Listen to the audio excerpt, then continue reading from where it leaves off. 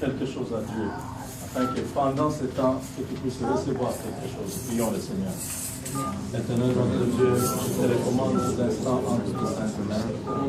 Laisse maintenant, ô Dieu, que ton esprit, Seigneur, règne en ces lieux et que ta puissance, ô Dieu, soit communiquée à ton peuple, Seigneur, au travers de cette parole que tu parles à chacun de nous et que nous puissions être, Seigneur, enseignés à toi, Seigneur, que ton esprit soit à l'aise. Je condamne notre esprit de distraction, d'oubli, d'ignorance, cet esprit de confusion. Je condamne cela au nom de Jésus. Je libère la grâce de Dieu en ces lieux. Au nom de Jésus. Merci. Au nom de Jésus. Amen. Alléluia.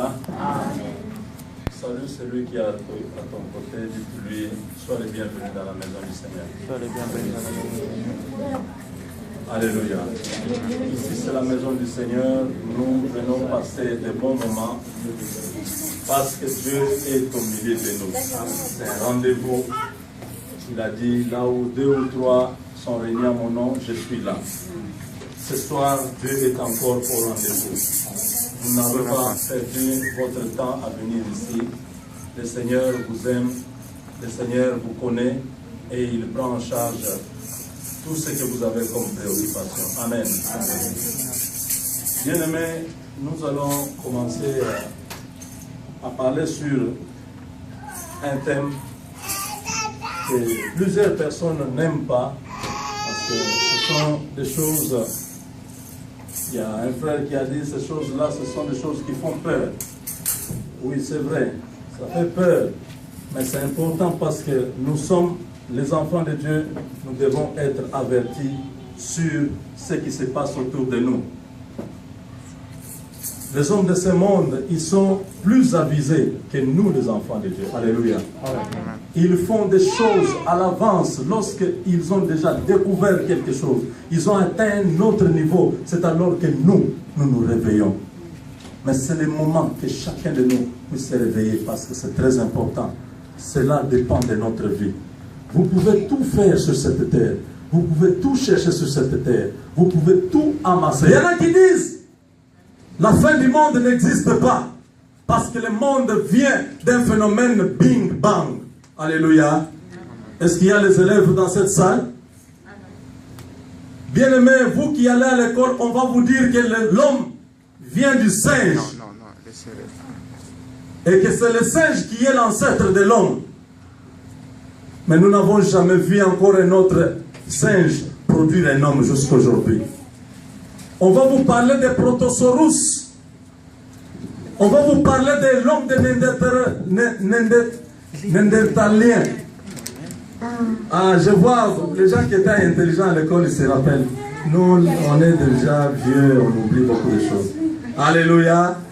Toutes ces choses, les hommes spéculent. Ils ne veulent pas croire que Dieu a créé Adam et Ève.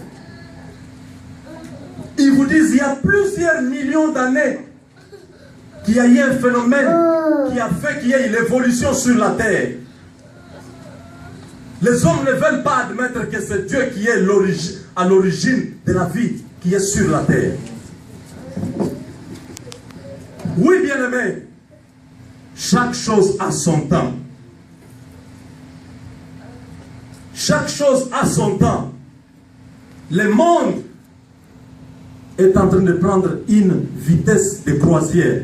Les choses qui ne se produisaient pas avant sont en train de se produire devant nous. Lorsque nous lisons en Matthieu 24, le verset 6 à 8, qu'est-ce que la Bible nous raconte à propos de la fin des temps? Lorsque Jésus était sur cette terre, il a fait des miracles, il a enseigné dans les synagogues, il a guéri les malades, il a ressuscité les morts. Mais une chose était aussi importante que de prévenir. Il faut que ces choses arrivent, mais ce ne sera pas encore la fin. Une nation se lèvera contre une nation, un royaume contre un royaume, un autre royaume, et il y aura en divers lieux des famines et des tremblements de terre. Tout cela ne sera que le commencement des douleurs. Amen. Alléluia.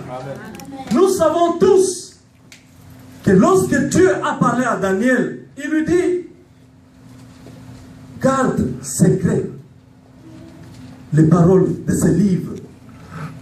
Et plusieurs la liront, la connaissance accroîtra. Vous tous, vous connaissez qu'il y a plus de 20 siècles, l'homme pour quitter ici, arriver en Europe, il pouvait faire même 300 jours. Alléluia. Et aujourd'hui, à l'espace de quelques heures, vous prenez votre avion ici à DFW. Après 8 heures, vous êtes en Europe. Amen. Ça, ce sont des exploits que nos ancêtres ne pouvaient même pas imaginer. Lorsque l'apôtre Jean était dans l'île de Patmos, il a vu des choses. On l'a pris. Il est parti en transe. Il a été enlevé. Il est allé visiter le ciel. On lui a montré, on lui a dit ces choses. Écris-les aux 7 églises. Cet homme a vu des aigles. Il a vu des oiseaux qui avaient des becs et qui sortaient, qui crachaient du feu. Mais il ne pouvait pas imaginer que nous, on pouvait aujourd'hui avoir des avions de chasse, des avions de guerre qui pouvaient cracher. Alléluia. C'était ces choses-là qu'il voyait, mais il ne pouvait pas interpréter parce que dans la génération où il vivait, il ne connaissait pas ce que c'est un avion. Il pouvait voir des choses.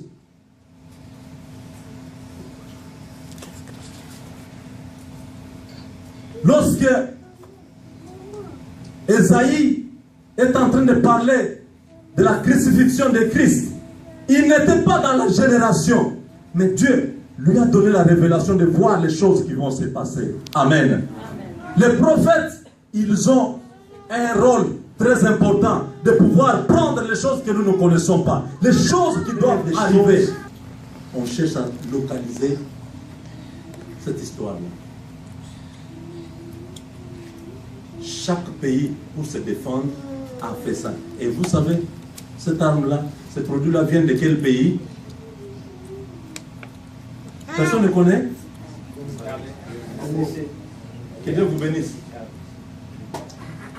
Le produit qui va tuer le monde entier là, ça vient d'où? Ça vient du Congo. Ça vient d'un petit village au Katanga qui s'appelle Chinkoloko. C'est un village où les gens habitent à plus de 700 mètres de l'endroit là. Et c'est bien sécurisé, vous ne pouvez pas passer parce que les rayons X de la radiation de l'uranium, ça tue. Ça rend les gens infirmes. Notre planète aujourd'hui est sur cette histoire-là. Nous avons des satellites. À un moment donné, c'est rouge. Vous vous arrêtez. Vous pensez qu'il y a quelqu'un qui est à côté là-bas en train de taper comme ça, ça devient rouge. Il tape comme ça, ça devient vert. Il y a des satellites qui prennent en charge tout ce trafic-là. Parce que si c'était manuel, il y aurait des accidents graves. Et vous savez, le rôle des pirates et des terroristes, c'est quoi? Ils cherchent à détruire.